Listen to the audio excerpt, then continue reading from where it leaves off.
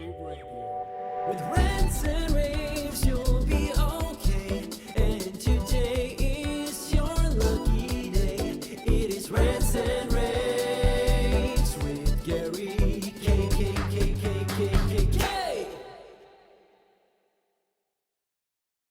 Hey everyone, this is Gary Kayye, and I have a very special guest today. We're going to do a long conversation with a really good friend of mine and a friend of all of yours in the industry, Len Dozier.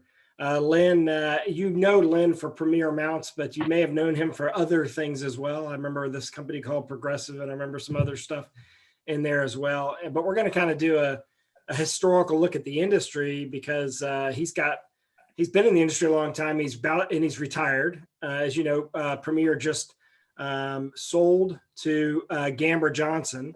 We'll talk about that as well. But first off, Len, thanks for joining me today. My pleasure. I want to go back to first off, congratulations on having a plan to retire from this industry. A lot of people don't get an opportunity to have a plan and make a plan, and you built a company into something that was a sellable entity, and you've sold it to a great company in Gamber-Johnson, and they're going to be great stewards of the Premier brand, I'm quite sure, in the product line. So congratulations on that. I'm sure that must be a big relief. It was my time. It's been a great ride for me. I actually started in 1966, so that's 54 years. So it's been a good run. So in 1966, what was AV in 1966? Like, what were you doing in 1966? Well, in the earlier part of 66, I was a maintenance electrician for a plastics manufacturer here in Southern California. And they were going on strike. And a buddy of mine who I met during my service days up in Montana had gone to work for a radio station in Garden Grove, California called KTBT Radio.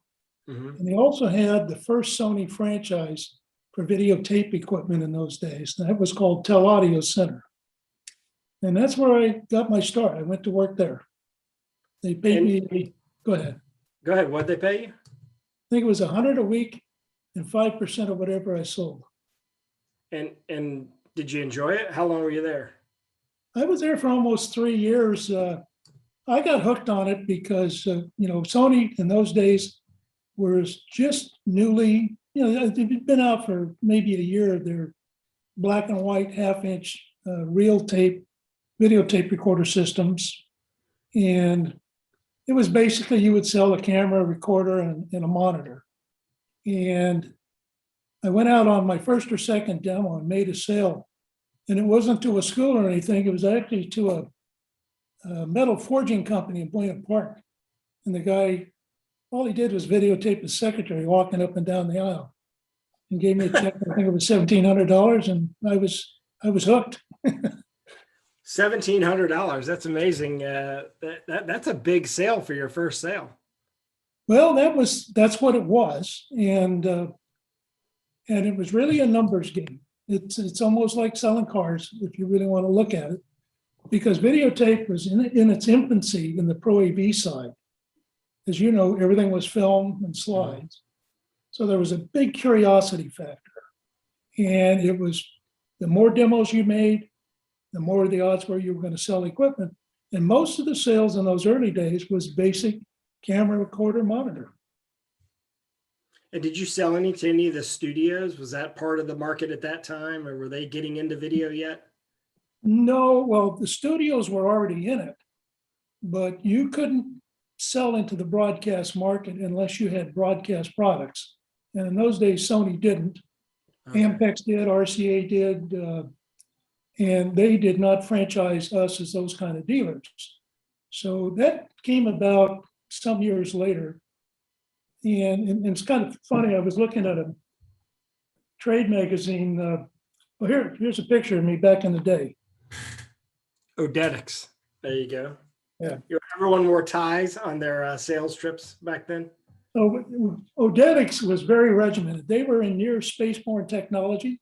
Okay. So they were in high-speed audio tape, but they had invented a new recorder called a time-lapse recorder. Mm-hmm. And in those days, the recorders were of two types. There were skip field recorders, and there was full field. Sony happened to be a skip field recorder, and which meant it just duplicated the same line that it scanned twice. Where Panasonic and the others actually had a higher resolution, and they were called full field recorders. But the thing that made Sony sell was its simplicity. No two cables were the same, so you couldn't plug a cable in backwards, where the Panasonics or the JVCs, and the common connector was the Amphenol PL259, which was that big coaxial cable adapter. Yeah.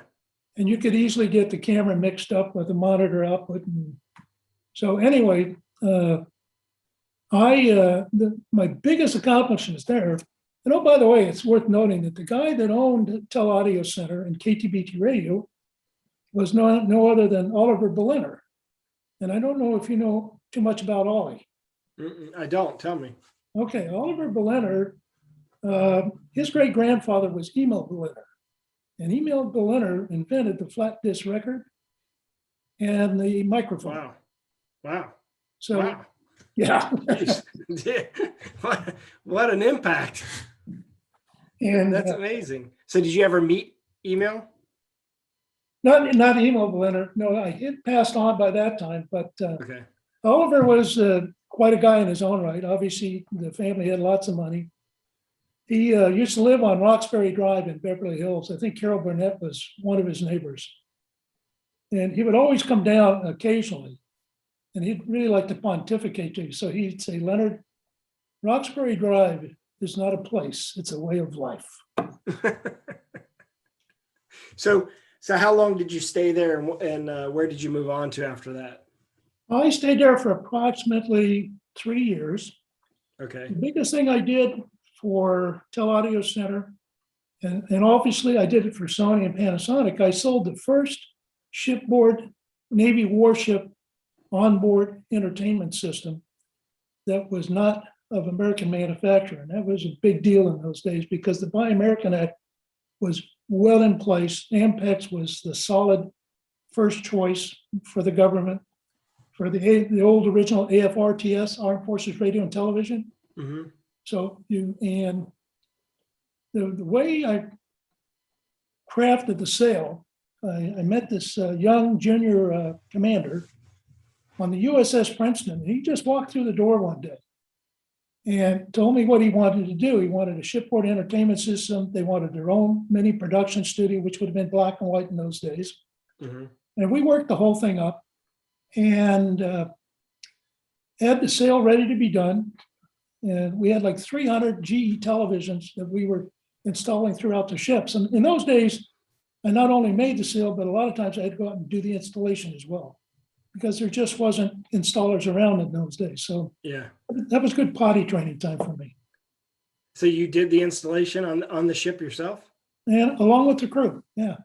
Wow. And so, I mean, is it coax back then, or what were they using back then to drive this? It was coax. Okay. Yeah. So all you had to do is figure out a way to fish coax all over the whole ship. Through armored cable on top of that, yeah. Yeah. Yeah. So then this is 69 then, and you moved on to where after? Moved on to Odetics. Okay. Odetics. And how long were you there at Odetics, and what did you do? I was at Odetics from 69 to 76 when I retired as their president of Videodetics. And during that time, as I said, Odetics was just starting to build the first time-lapse recorder player.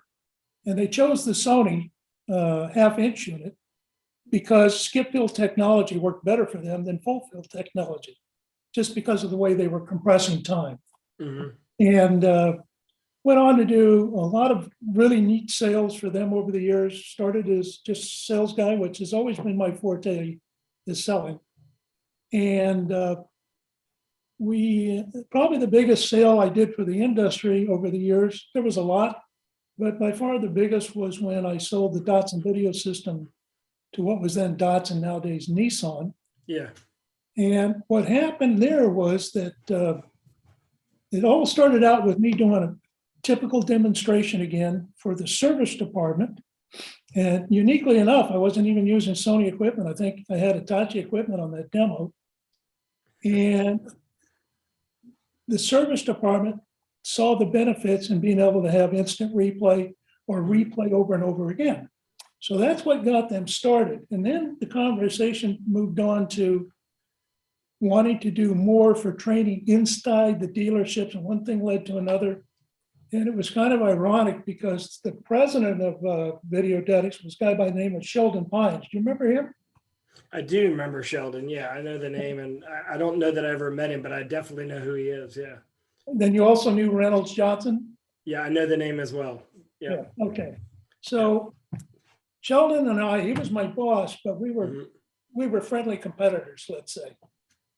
And we'd come up with a concept that the 3/4-inch video cassette was now mainstream in the market. Yeah. Sony, prior to that, had sold their first big sale was to Ford Motor Company for their dealerships throughout America. And they basically sold them a 3/4-inch player, VP 1000 it was in those days, and a monitor. Probably the monitor would have been a Trinitron because that was their first major success story in color television technology. But we took it one step further. I said, what if I could allow you to segment and search out on the tape anywhere you wanted and be within 30 seconds or less close? And that got their attention right away. Now I'm pitching this to Datsun. Mm-hmm. Sheldon, on the other hand, is trying to pitch it to Toyota. So we were going neck and neck. And then at the 11th hour, for whatever reason, and you could put 10 Datsuns inside one Toyota at that time. That's how big the difference was. But Datsun still had about 3,000 dealerships.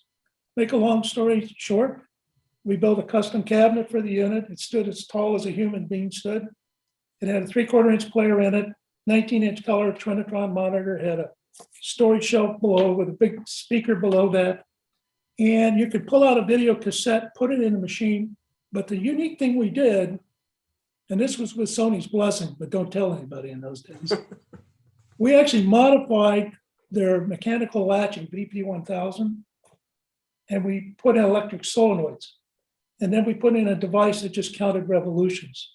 So we knew we could get fairly close. And that's what Datsun bought.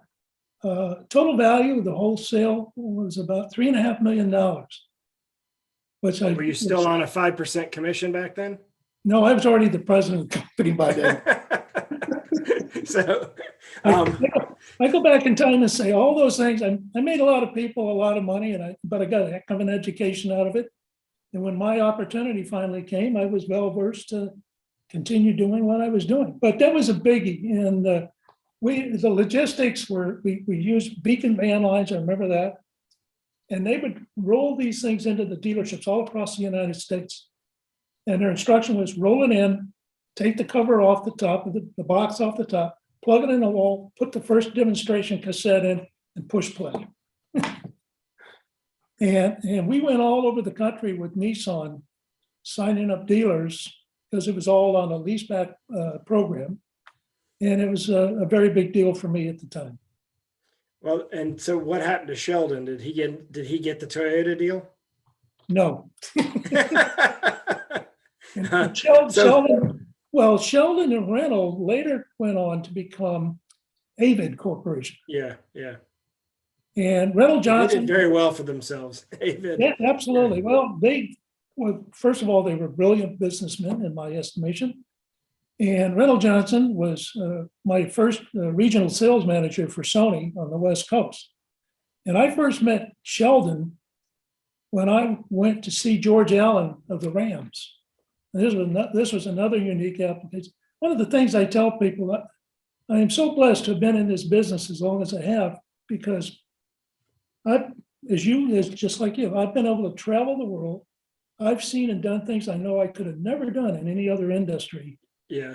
Starting with that simple little recorder, camera, and a monitor. So I lost my train of thought. Well, we were at 1976 now, and you retired from Odetta. And where did you go? I actually resigned. Okay.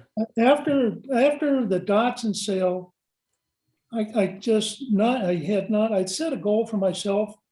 It wasn't being rich. I just wanted to be financially independent. And that to me is different levels for different people. Yeah. And I knew that I couldn't do it. I could keep the job. They were happy with my performance, but I wasn't going where they were going. I wasn't sure where I was going to go. So I took a year off. I actually bought a motorhome and I traveled the United States in 76, 77. But I met a guy, I was reading Playboy magazine. I remember this about 3 or 4 months before I decided to resign. And Dave Lewis took over for me at Videodetics in those days. And then they merged the entities back together into one corporation. Joel Slutsky, the guy that hired me, he's still alive today, as is Oliver Berliner, as far as I know. I think Ollie's in his late 80s at this point.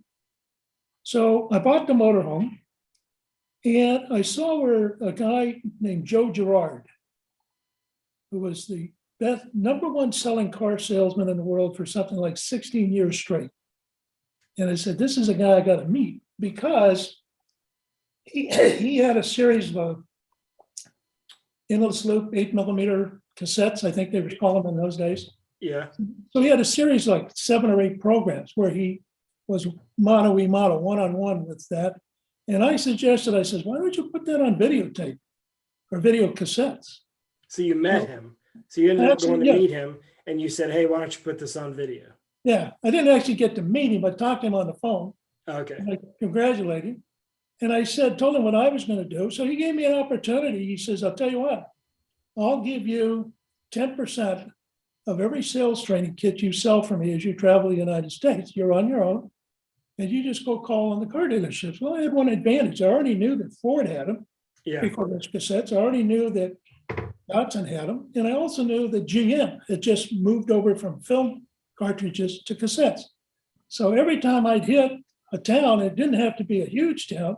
I knew the odds were great. I had at least 1 out of 3 potential sales at the car dealership. And that's how I financed my trip.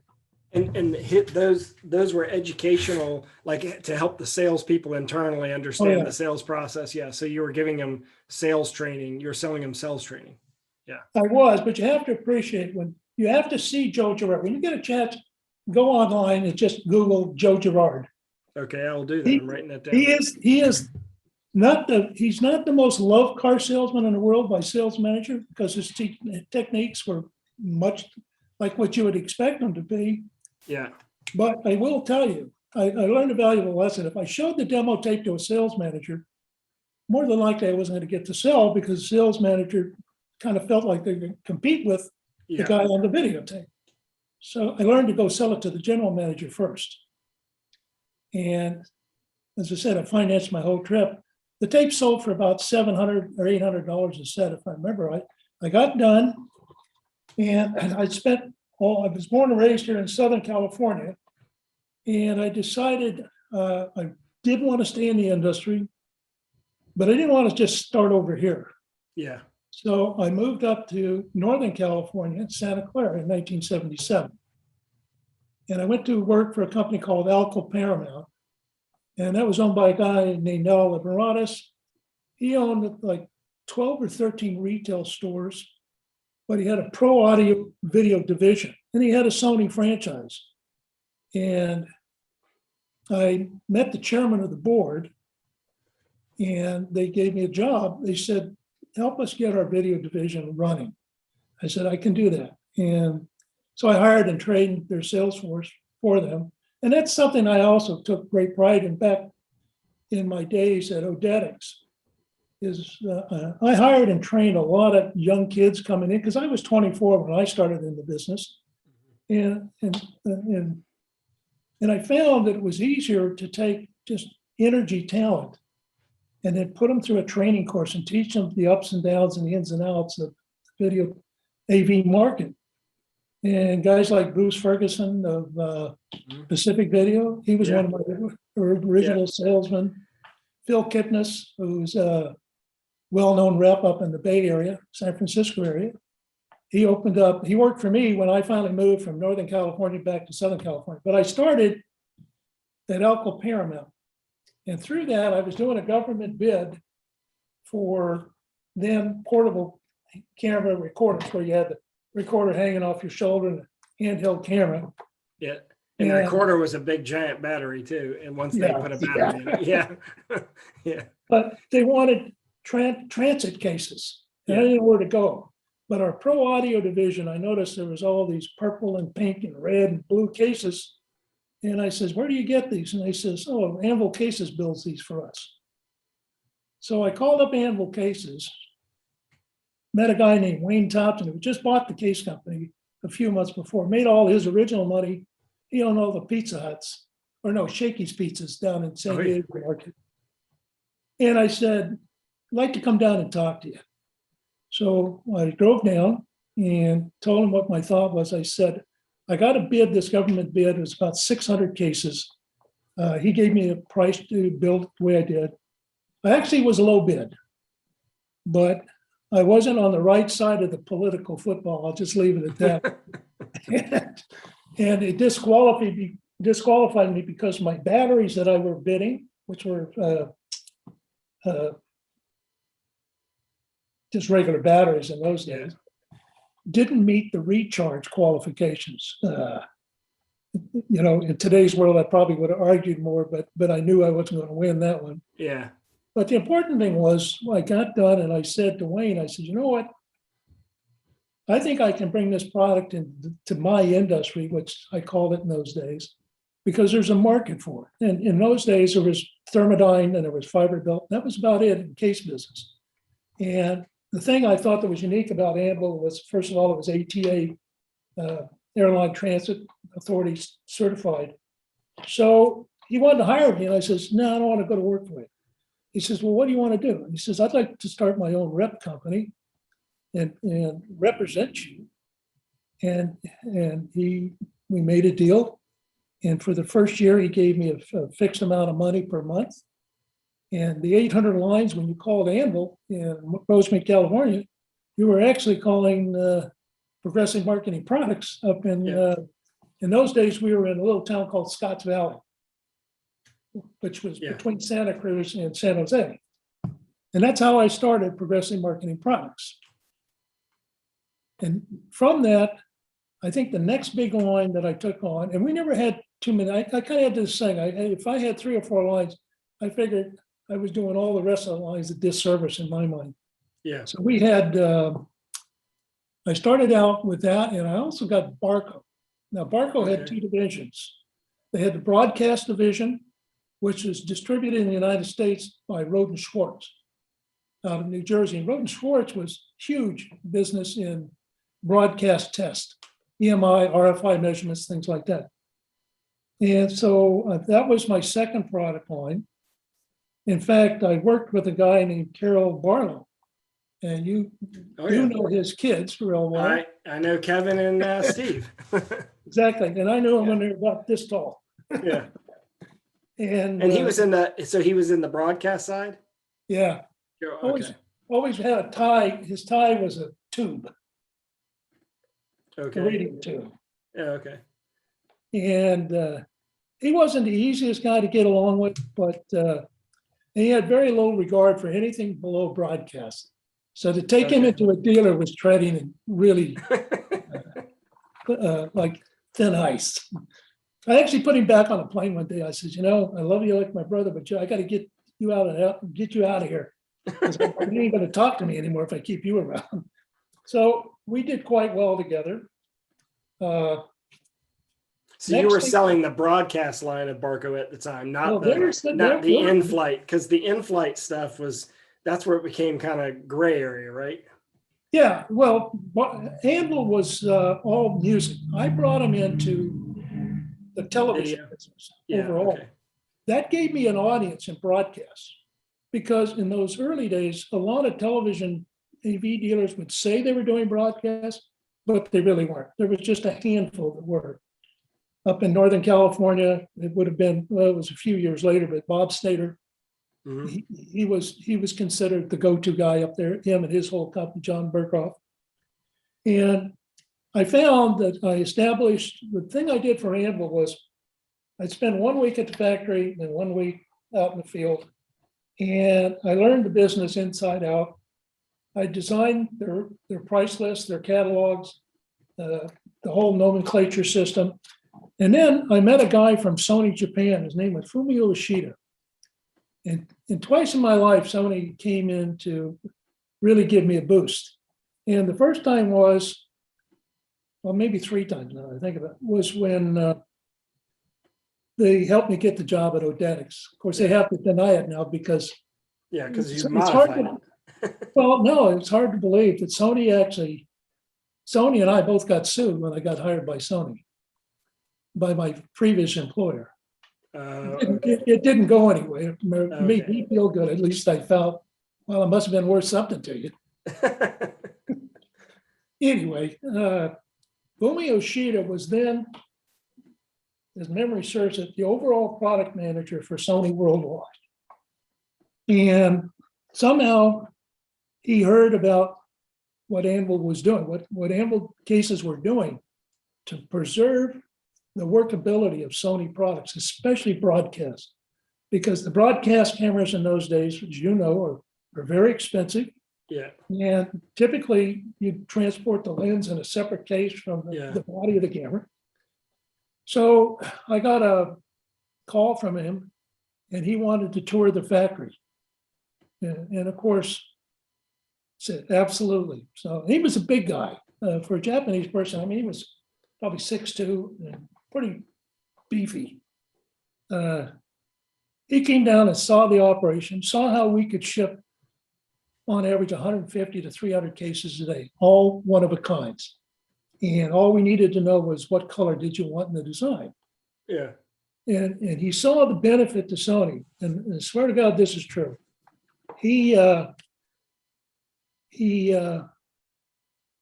one of the first times that I know on record where Sony actually sent out a letter to all their dealers across the United States recommending that they consider, he didn't say you must, just consider buying these Anvil cases to protect your cameras, recorders, and monitors. And that's what started the whole thing. Yeah, that must have been a flood of orders at that point in time, once Sony's endorsing it, basically.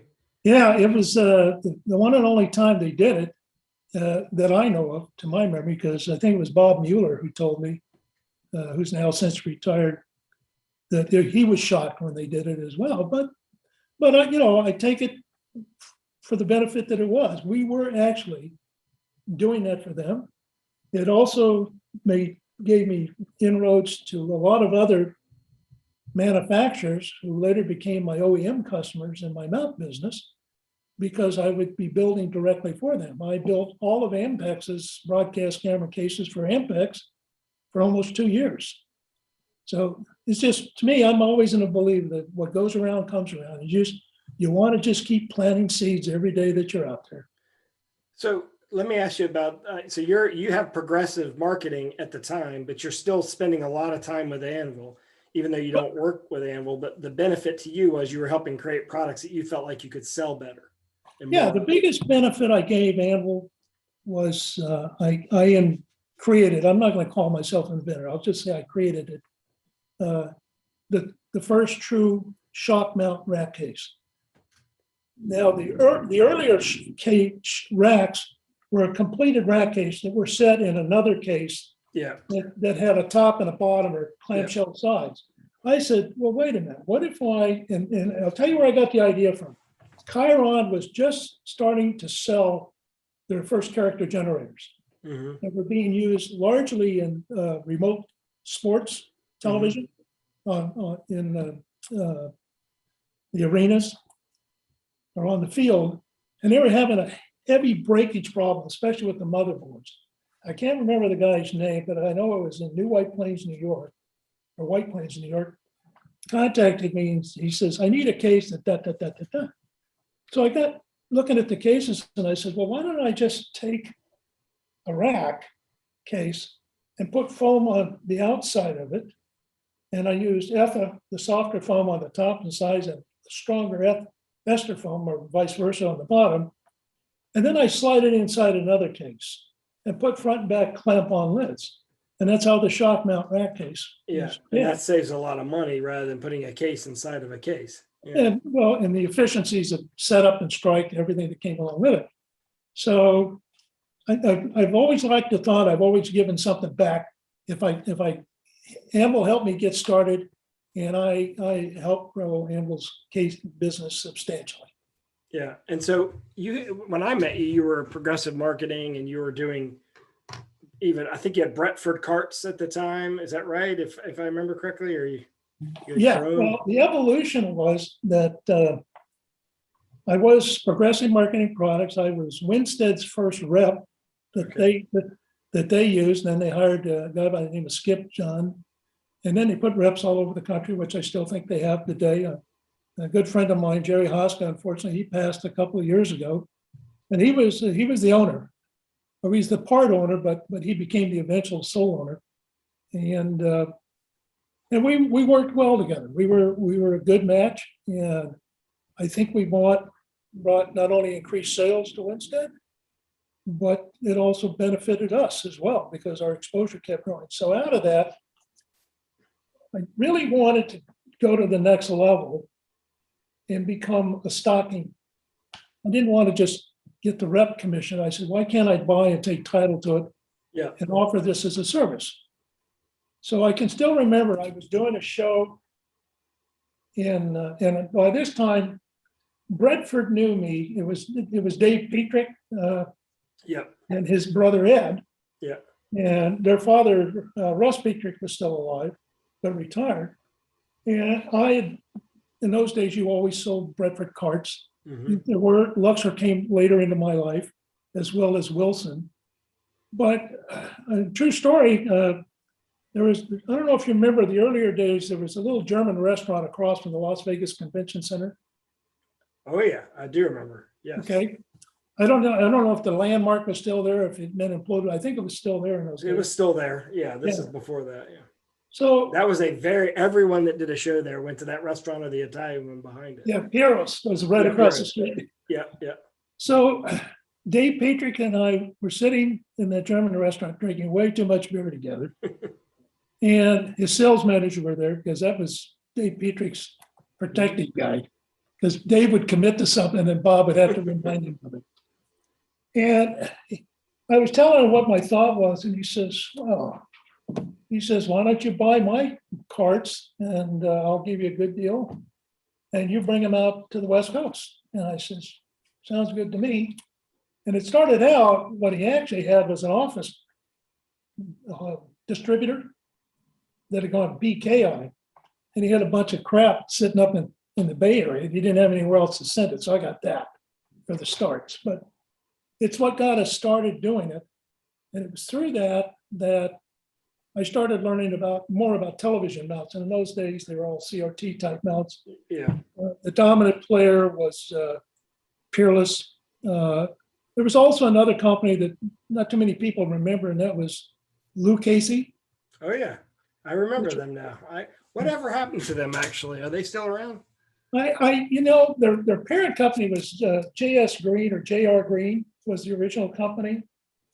And I honestly don't think they're around anymore, but there were plenty of other startup type companies. Yeah. And what happened then was Bretford, once I started wholesaling their carts, and the dealers out here would buy these products from me because of a convenience factor. Plus, there was always a lot of damage in shipment in those days because those are welded carts. They were all steel. And they couldn't put a lot of money into the packaging. So sometimes you get the cart and you take it out, and before you put the casters on, it would start to wobble.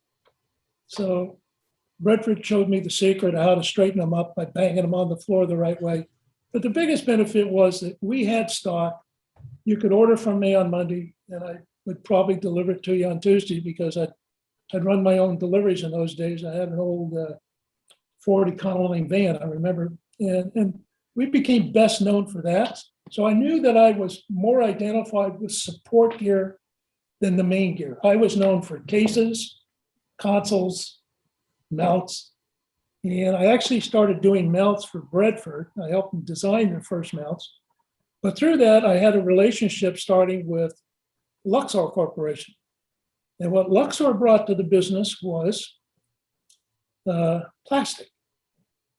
And I was quite smitten with that. I said, this makes all the sense in the world to me.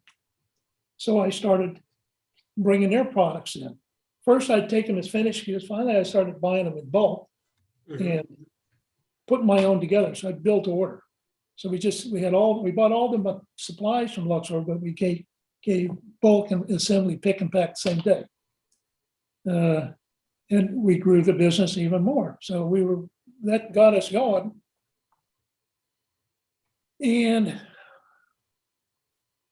by that time, I know that Dale Lumstrud of Chief, his main business was his film or his slide projector systems, stacking systems.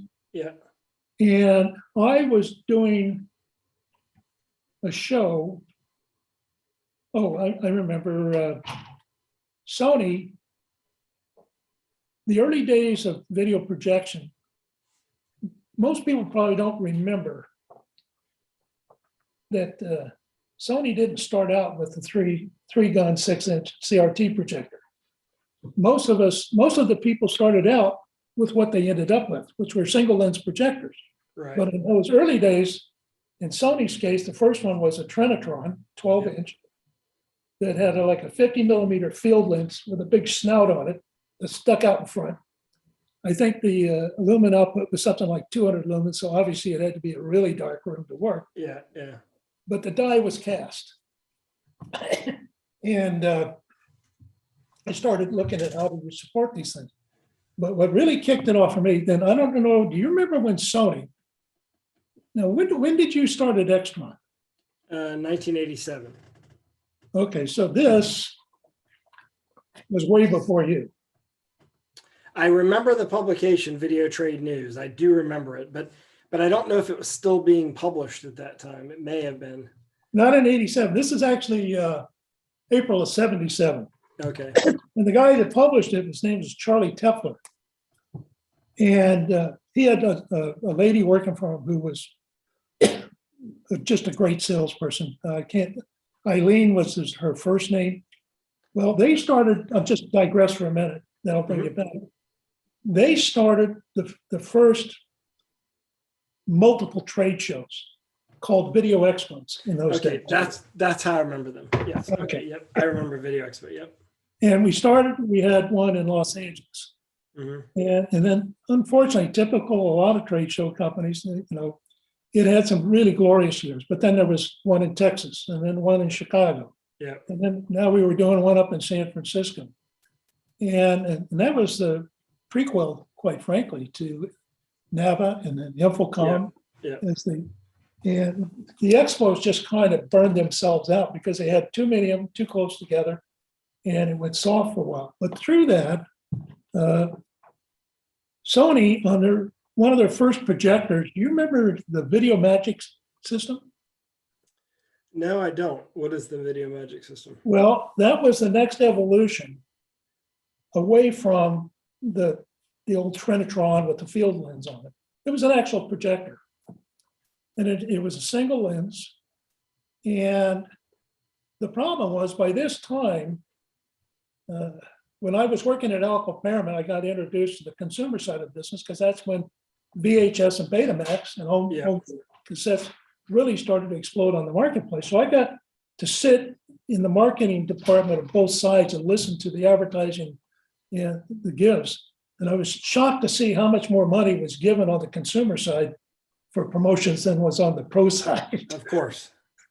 But through that evolution of education, I started my progressive marketing company, moved it back to Southern California in 1980 because I got offered a deal from, it was Alan Davis, and he is with,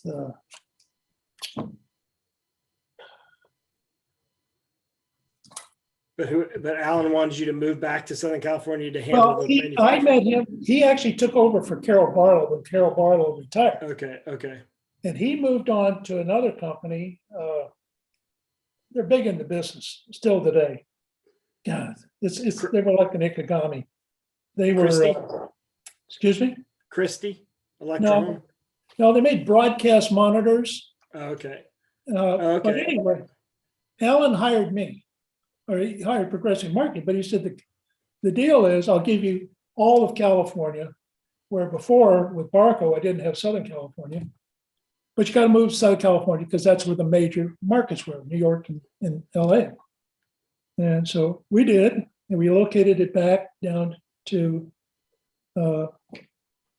Anaheim, California. But in this process, Sony created this thing called the Vitamagic, which I call the Vegematic affectionately.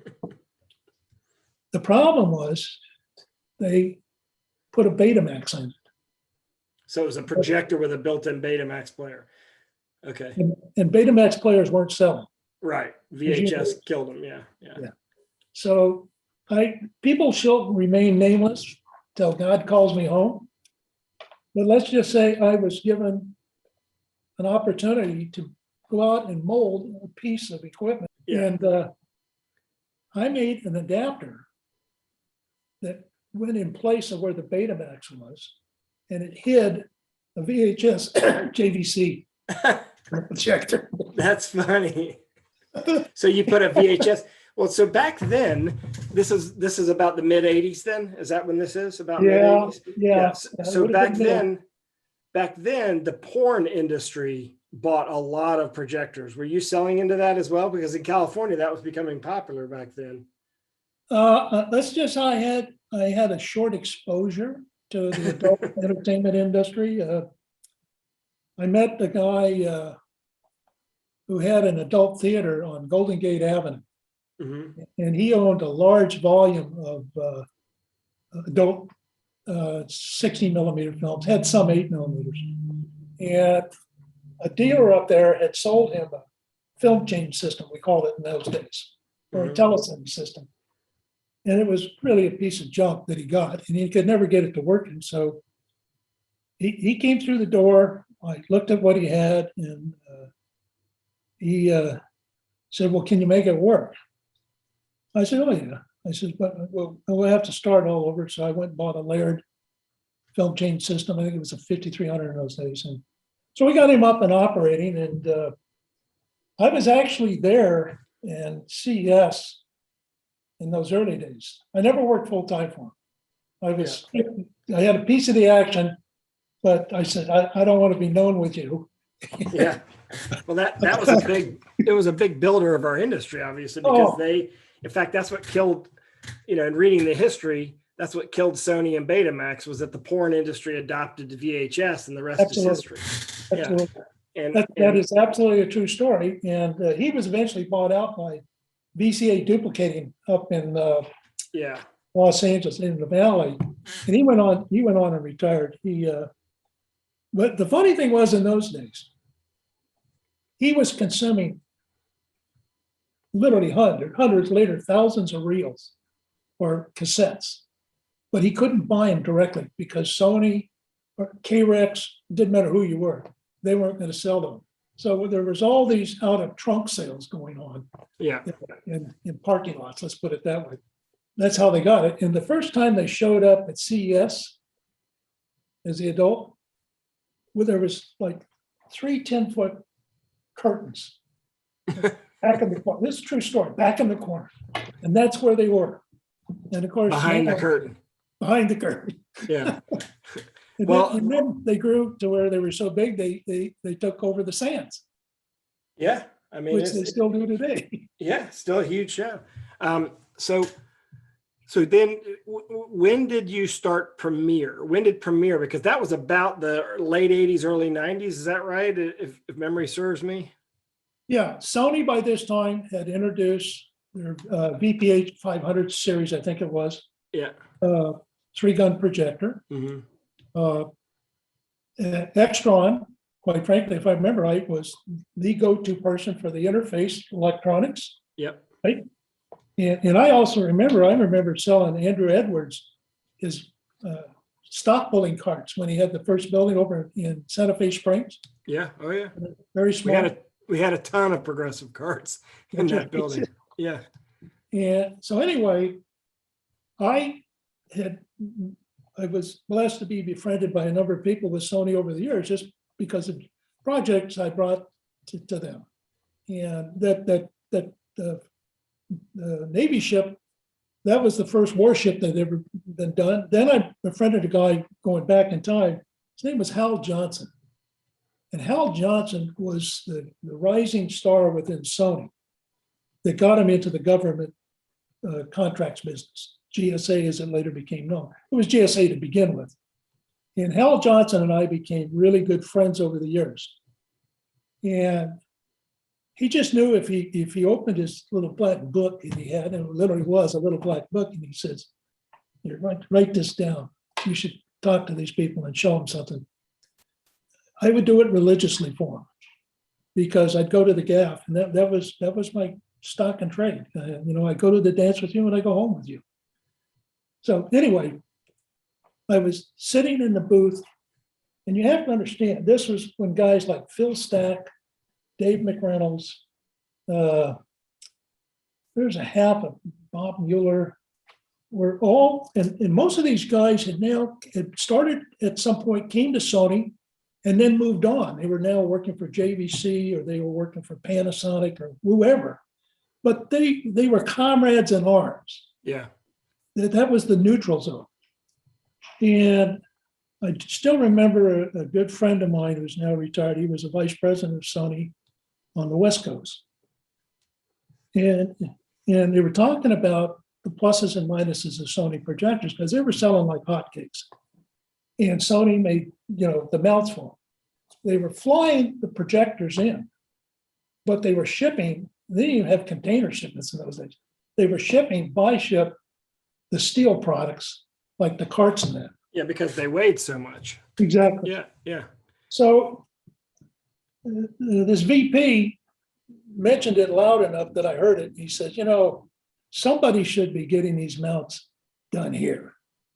And a little light went off. And I said, So I created, in fact, I still have a sample of the original one in our showroom.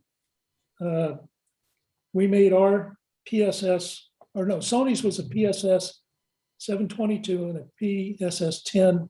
722 was the basic projector mount, ceiling mount. And then the PSS 10 was the 2-inch OD pipe suspension adapter for drop ceilings. So I took that and I made a version of it, took it to a local fabricator and said, "Can you build these for me?" And he says, "Yeah." I said, "Okay." And that's how I got started building the first mount for Sony. And that's when I learned that this is where we're going. Didn't know right off the bat because I was still doing a lot of work in consoles. But after a couple of years, it was obvious to me that in my warehouse, 85% of my space was taken up by console furniture because I had my own product line in Delta Designs. And over in the corner was this little mount business, and the mount business outselling the console business for me 10-1. So, yeah, but it was taking up only 20% of the space. So there's a logical margin there. That's the direction you should go. You just realize what's going on. So I hired in about 11 roll-off big containers, and I dumped all the inventory and scrapped it to give me warehouse space. And that was the start of our mount business. It was still PMM, Progressive Marketing Mounts, in those days. But again, we realized it was having it when the dealers needed it and knowing ahead of time when the manufacturers were going to come out with a new product. As you well know, it was like cars. They just evolved every year. Yep. And that's where my relationship with Exxon really took off, because you guys had the power. Because unless you made the conversion system, it wasn't going to market. And I still remember you guys were very good to me. You'd let me borrow it on the weekend, so I'd pick it up. Right. We didn't tell anyone that, but we did. We would loan it to you on the weekends, and you would make a mount for it, and in return, we would always, whenever we needed mounts, you would get us mounts for products whenever we'd mount them, and it was a great relationship. So that really was when we started to grow. That led to a call from Sony Japan. There was a guy who got to know real well while he was working. He headed up the Sony projector group in America. God, so well, I can't remember his name now. Anyway, within those kind of Is he a Japanese guy or American guy? Japanese guy. Okay. Yeah. Fukuzawa? Was it? Because there was a guy, because the guy who Luke Rawls worked for at the time is probably who you're talking about. Tamiya. Kenji was- Tamiya. Yeah. Okay. You're right. Yep. Okay. Yeah. So when he got back to I Japan, remember now. we were going gangbusters. We were not only building for Sony, then we brought on Barco mounts, or mounts for Barco, an Electra home, and just one after another as they started to come into the marketplace. And of course, none of them were the same. The only ones that were the same is if Sanya in those days was cross-licensing to all kinds of people. Yeah. Where Sony wasn't, Barco wasn't. Panasonic in the early days, they all had their form of it, and we went to a lot of trouble. We always made sure we had a mount ready before the projectors were even shipping. We made sure the picture of the product matched the product being sold. So dealers, usually would say, "What mount do I need for?" Not, "Will you sell it to me?" Right. So I said, "I'm going to make it as easy as I can." And I even remember one time with Sony had these price lists that they put out for their dealers, and they had different colors. They had red ones and blue ones and green ones. They were basically all the same price, but they were for educational market. But the key was the projectors were simply, the amount was 2 lines on a price list. One for the mount, it was the PSS 722, and one for the PSS 10. So I got the bright idea. I says, "Well, wait a minute, why don't I print, and I'll do it on a white background, my mom, PMM 722 and PMM 10 with a peel off back." So when I'd call on my dealers, with their knowledge, I would go into the Sony binder and I'd put that down there. So then they'd order it from you. That's brilliant. And at some They have- point in time, yeah, that's smart. At some point in time, you were making the mounts for a lot of the manufacturers. Some point in time, they came to you and they wanted you to OEM them just to put them in the package themselves. So there was a time where that was a big part of your business, wasn't it? It was easily almost a third to a half of our business. We built for Sony worldwide for almost 4 years. And that was largely due to them sending an entourage over. And that was really when it get kicked into high gear. Then I remember when In Focus was, they were what, 25 to 30% of market, which was significant in those days. They were huge. They were the big player for small projectors. Right. But they had a problem because they wanted to control everything so much. So they controlled all the accessories. And they found that was starving them in the marketplace because they were just overextended. Yeah. So they sent a young group out, and I remember the lady in charge, her first name was Brandy, and she toured my operation. She toured, I think it was Peerless, and more than likely it was me, Chief, and Bradford. That's what it was. Okay. And I didn't think I had a chance in hell at that, but I did get it. They came back and they said, we're going to give you the contract to build all our mounts for us. And I said, "Well, I appreciate that. What made your decision?" She said, "Well, you're the only one that seems to look beyond just the product itself. You look at the packaging and how do you put pieces together." And that relationship lasted for a long time. And that cemented it. Then we built for Mitsubishi. And I would make regular trips to Japan and visit the manufacturers that I was working with in the United States. And in the case of Mitsubishi, they wanted triple safety standard, they called it in those days. If you see 2 bolts going through, that's a double standard. They wanted 3. And the product manager, his name was Ikeda. The last name is forgetting me. But he was down in Kobe, Japan. Mm-hmm. And Sony was just north or so of in the Shinagawa district of outside of Tokyo. So he would come up on the train when I was doing a show, because we remember we used to do the Sony Big Sight show in those Yep. days. Oh, yeah. Mhm. And so we built for years for Mitsubishi. John Malconian was the guy's name. He was my contact at Mitsubishi. And he says, Len, son, we're happy for you to build our products in the United States for our distribution, but we can't buy them for Japan because they don't meet our safety standards. They're fine for America. Da, da, da. I said, I'm good with that. And we later went on to build the OEM mounts for people that probably didn't even know we were building them. We built for 3M for years. So it was a big part of our business. What was the toughest project you ever had to tackle? Like you thought it was going to be just like any other project, then all of a sudden took up an enormous amount of time. Do you have a memory like that, or a situation where you just were overwhelmed with some new product that was coming out or new technology? Yeah, I'm trying to remember, but I know what it was. Well, there was two that I knew of. One involved. I know you were around in those days. We were doing Infocom in Dallas, 1992. somewhere around there. Yeah. And Burlington Northern had just contracted a dealer Mhm. to do a huge installation in their home base somewhere right outside of Dallas, if I remember right. And it was huge JVC 3M projectors, or not 3M. The That light monster, 3LV, three Yeah, light that- valve. Yeah. yeah, monster projector, Yeah. Like the size of a refrigerator. right? Yeah. A big refrigerator. Yeah. And 800 Don- lumens. Don Stewart was doing the screens, Yeah.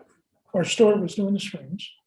And I forgot how I got contracted to design the stand Mhm. to put the huge projector on, because they had to sit in a fixed trough elevated from the floor, projecting through a very small opening. And the problem was that the dealer, who shall remain nameless, unfortunately, just did a horrible job of all the interface. So exhaust ports for the projectors that were supposed to be on the left were on the right. It was just mayhem. And it was unfortunate because it was a real black eye for the industry. So I can still remember Donnie Stewart, myself. I think you may have been involved in that too in those days. Yeah. I know the project and I know the dealer. And we all got together and we said, we can't let this happen. So we went on site free of charge and helped them get it fixed. But the black eye had already been done. They wouldn't allow Infocom to make a tour of the facility, even though it was corrected by those guys, because they were so dissatisfied. And those are important lessons, I think, for the industry to remember, that, you got to know what you're doing before you jump in there. Especially with a technology like that. That was a one-off technology that was very, what's the right word? Finicky. It was a very finicky technology. It was not a reliable It technology. was in its infancy. I mean, everything was Yeah. being stretched to the limit of what Yeah, can you had to make- cool it. You had to cool it like crazy to keep it Yeah, I running. mean, I don't know if you remember the original projectors in the early days. I mean, the big ones like the Ida-4s. Did you ever? Yeah. Oh yeah. Yeah. And yeah. you know how those were. Mhm. Those, you always had a backup unit there. Yeah. And people used to ask me, and they said, well, why do you have a backup unit? I says, well, because you can't replace the audience. Yeah. If you're doing a concert or Muhammad Ali is doing a fight, he's not going to stop and start the fight over again. That's right. And that's why you always had backups. Yeah. So do you remember when the Charlotte arena opened up and the light valves fell out of the ceiling because they had run the cable up and they couldn't stop the crank from running? And then there was a big picture on the front of Sound Communications magazine of the things all over the floor. Do you remember that? Yeah. I vaguely remember it. I also remember one day where somebody had a booth and they were right behind the Tektronix booth. And it's probably NAB being Tektronix. And Tektronix had their stuff stacked all over this thing. And all of a sudden, I'd see this wall behind him starting to cave over. And it topples over on top of the Tektronix booth and dumps the whole thing on the floor. Is anybody hurt? No, Good gosh, lucky. this was probably during setup, if I remember right. Okay, good. Yeah.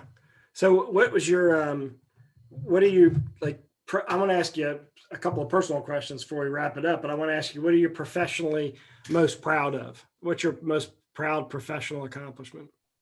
I think the relationship I had with the manufacturers, the other manufacturers in the industry, even the competitors. I mean, I was always very cordial and with the guys at Chief.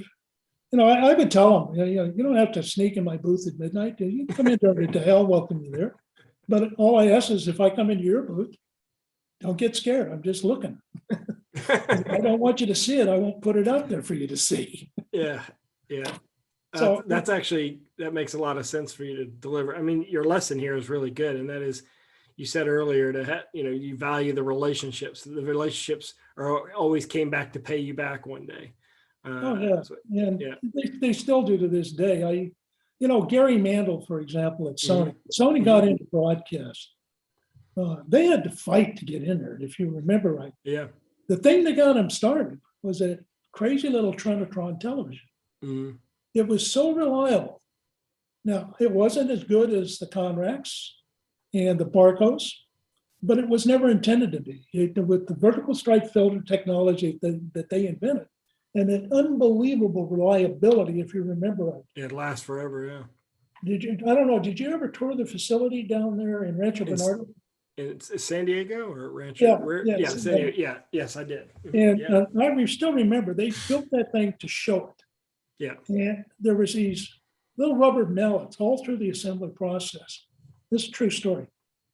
And certain half dozen people were scheduled at any point in the construction of the chassis to beat on with this. And if it glitched at all, little hand come down, mechanical hand, picked it up, took it all the way back at the front, totally stripped it and built it all over again.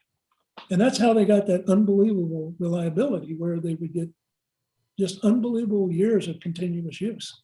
Yeah. I mean, Sony, there are a few examples of brands that really helped our industry a lot. And Sony, I mean, Barco, you could point to also building the first projectors that went on airplanes. That was a big deal. And then building, very high-end projectors. And then Sony with sort of consumerizing the professional market, right? The fact that you didn't have to sell them one off, that you could sell a bunch at a time. That was a good example of that. I know you also have some passions. I know motorcycling or cycling, I guess. I don't know what you call it, is a big passion of yours. You still do that? And is that something you're going to pursue in retirement? No, probably not. No. I have, I think, 6 custom bikes still, 5 or 6. I do own a Trike. I bought one of those a year or so ago. The Can-Am? Did you buy the three cycle Can-Am? Is that what you bought? No, I bought the Honda conversion Trike. That used California chassis frame. Like the bike. I bought it off a couple. Unfortunately, he passed of cancer. The bike had 0 hours on it. So I took my trailer, went over and picked it up and brought it back. And I said, okay, you're going to become my later in life bike. Is that what you're riding now? Well, I ride them all a little bit, but not too much anymore. Fly fishing is probably more prevalent in my life. I got doing that about 10 years ago. Just for the record, it's kind of humorous. I actually had the company sold twice before. I just didn't publicize it. The big time would have been back in 2008. And I don't need to remind you what happened in 2008. But I had a letter of intent for 70% of the company, a lot of money. And like other things in life, I have a big faith in God, and it just wasn't meant to be. I thought it was close. I had the letter of intent, and I said, oh my gosh. And that company, then the market, as you know, the banking market tanked. So we just licked our wounds and made some adjustments. We got out of the retail business. That was costly, but I'm still glad to this day that I did, because it my problem was I wasn't big enough and I wasn't the structure that Chief had become, where they had Santa's for the consumer Right. side and they kept Chief. And that was a good move on their part. And I finally said, you know what, I'm not having the fun that I used to have. And Yeah. that's when I downsized the company, went back to my pro business. And the timing was right, because once LEDs and LCDs started coming out, then our true ability to be somewhat to promote ingenuity into the Yeah. product.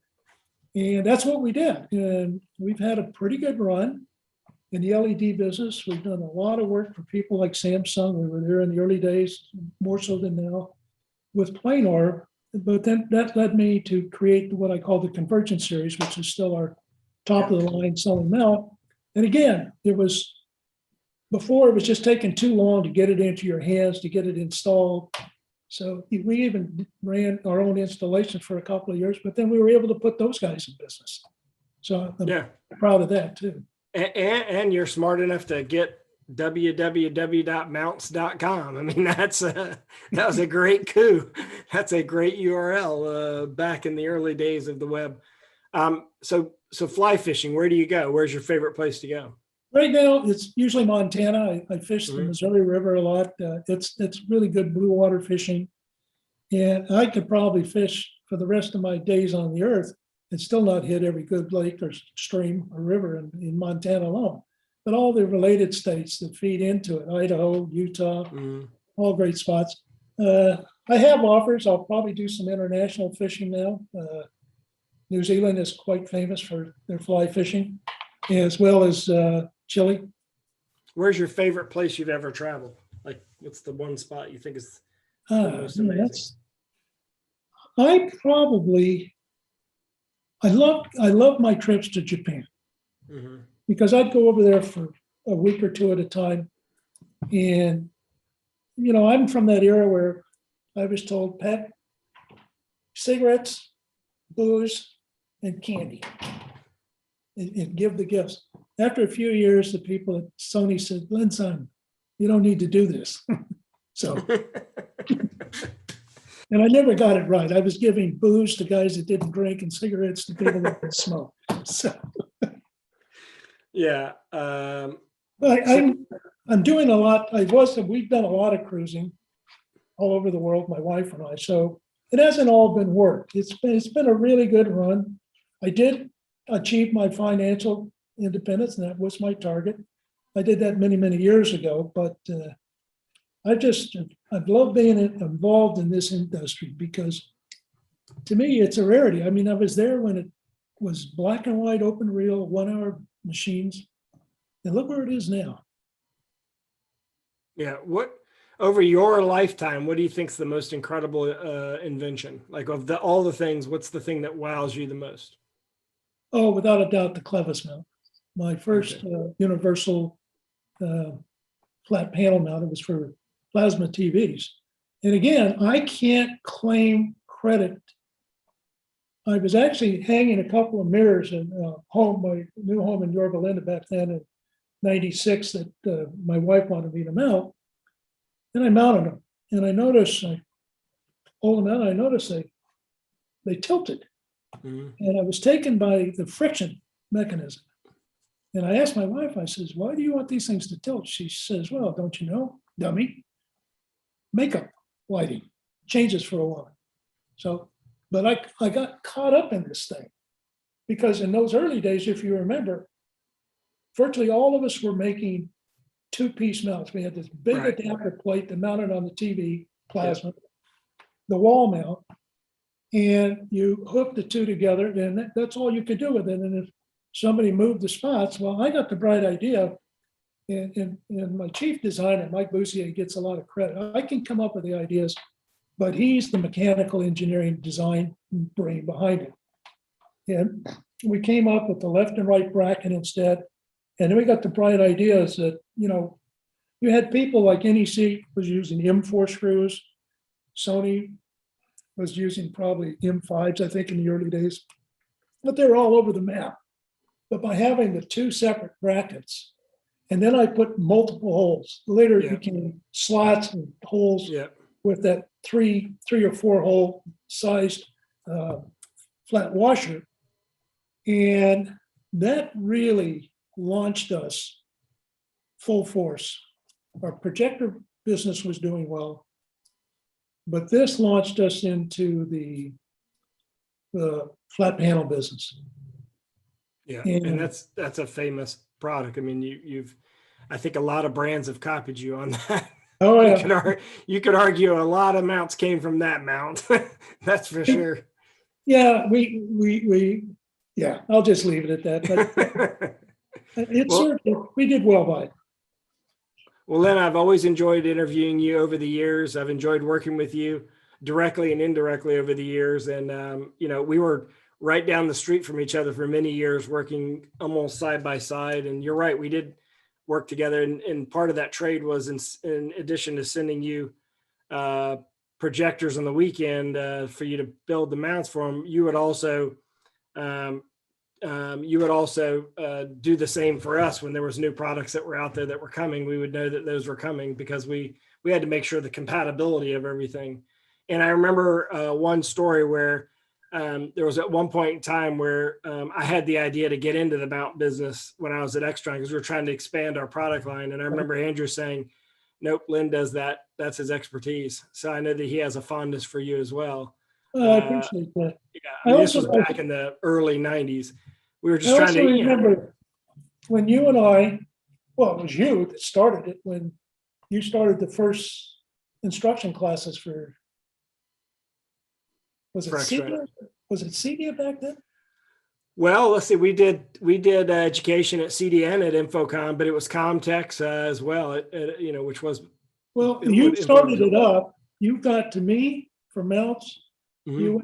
you went to probably Stuart, or no, there was one guy that you had that did rear projection screens. The Yeah. other guy was doing optics, another guy was doing audio. Yep. And I still remember, and I remember it affectionately, you said, look, we don't have any money, we can't pay, but we really want you to come here and teach. And, Yeah. I think I kidded you a little, but I love those original days of doing those instructions. Yeah, we put together the first sort of industry training, and we knew that if we could get multiple manufacturers to come together, it'd be more likely to get people to attend. Absolutely. So, and it was like the first time that I think brands had gotten together, not at a trade show, right? It was sort of like a independent thing. Now, if And, I remember right, it was a 3-day event. I think we did it yeah. twice a year in the early days, right? Yeah, at least twice a year. Yeah. It was a great little tour we did. We changed manufacturers every once in a while. I think we did have Stuart at some point in time. I think eventually went to Daylight because Stuart was so customized, and then Daylight had kind of everything screened Yeah. at that time. So Well, I think we also did on mounts, and that Yeah. was all for that, because I said, look, it doesn't help the industry if not everybody contributes. yeah, no, it's true. But you've been a great advocate for the industry. I know the industry is going to miss you, but your legacy will live on through Gamber-Johnson and through the fact that you invented the mount category in many different ways. No one can argue with that. So thanks for all you did in the industry. My pleasure, and enjoy the ride. Yeah, you did a great job. So we've been talking to Len Dozier, the founder of Premier Mounts, before that Progressive, and the great stories that went along with his career in the industry, which let's see, how many years is that? What's the total number of years again? you say? 54. 54 years in the industry. So this has been a great to kind of look at it, a half a century of the industry, starting out with black and white, now where we are today. Thanks for joining us. And of course, you can see Premier still at Premier Mounts or mounts.com, or if you could check out Gamber-Johnson at gamberjohnson.com, and eventually Premier will be part of that site. But in the meantime, thanks for joining us. And Len, have fun fishing. Enjoy yourself. You deserve it. Many blessings. Thank you. rAVe Radio. With rants and raves, you'll be okay. And today is your lucky day. It is rants and raves.